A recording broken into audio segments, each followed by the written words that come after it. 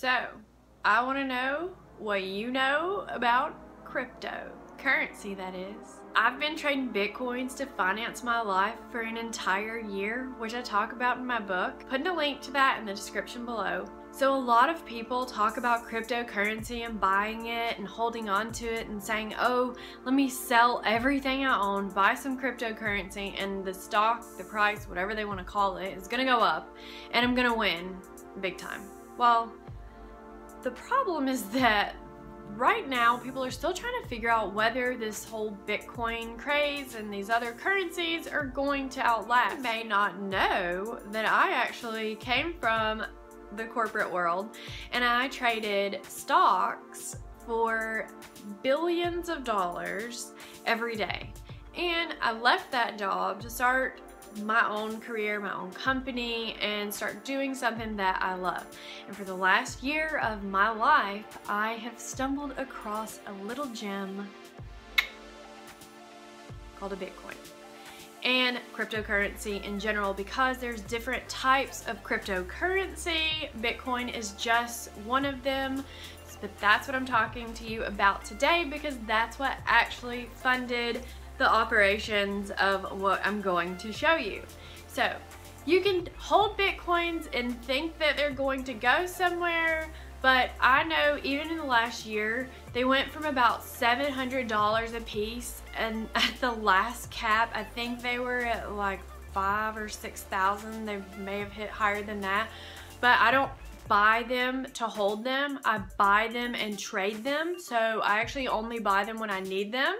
I would kind of consider it day trading, if you might say, but they've allowed me to live a life that I couldn't have lived another way. And there are a couple secrets to the Bitcoin craze, which is one, not being greedy. Two, in anything that you invest in, you need to know what you're doing in your market, and don't think that you have to like learn everything in a day. And the good thing about trading cryptocurrency, especially like a Bitcoin, is that you don't have to buy a whole coin. So a whole coin might be, say, $5,000 like right now, but when I originally started buying them, they were only around $700. So I was able to get more for my money, but I would trade them. So I might get a hotel room, I might get food, I've gotten like rides from taxi cabs and services.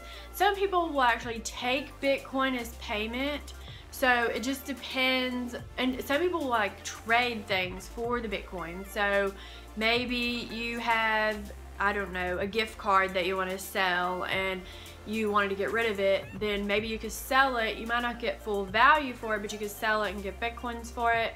But hey, you probably didn't pay for it anyway, so who cares? But that's not really how you should do Bitcoins. But there are all kinds of things that you can buy, and tons of places are starting to accept them. It is a currency, so it's kind of like how you have the dollar, except people are trading it different. And one of the reasons probably a lot of people like to trade it is because the dollars, as we know, they can be forged. That a lot of people, if you're spending a lot of cash or doing things in cash, the government obviously keeps tabs on you and whatnot. So some people just like to live a different life, or some of you even know that some things are actually funded by Bitcoin, which are no longer in existence, and I'm not going to say on this video. There is a dark side to Bitcoin and there is a positive side to Bitcoin. So you have to think about like what platforms you're trading it on, and keep in mind there's tons of platforms. And another thing that you need to keep in mind is that if you're going to be buying this cryptocurrency, don't leave it on the platform that it's on. At least be careful about leaving it in their vault, because you're essentially like banking with the platform and you don't have any idea who these people are yet. I mean, let's be real, this currency stuff hasn't been around for very long, so you're playing with fire. But they have the option to do an external vault, just like an external hard drive. So that's something that I would keep in mind to keep my Bitcoins on and safe. And it's not just Bitcoins. You can keep Ripple and Ethereum and a lot of the other cryptocurrencies on there. Just depends what you buy. and how you decide to store it. I'm Brandi of blogginbrandi.com. I want to teach you how to take advantage of these opportunities while they're in front of you. If you haven't picked up your copy of my book, I'm teaching you and telling you about how I financed my entire life for a year, which is in the description below, as well as invite you to join a webinar that I'm hosting on cryptocurrency, and you can get in, you can learn how to trade this stuff for yourself and the tips and tricks, some of the updates, things coming out. We're going to be talking about those. So all the goodies are in the description below. As always, thanks for watching this video. Put your comments below. Make sure to share, subscribe for good vibes, and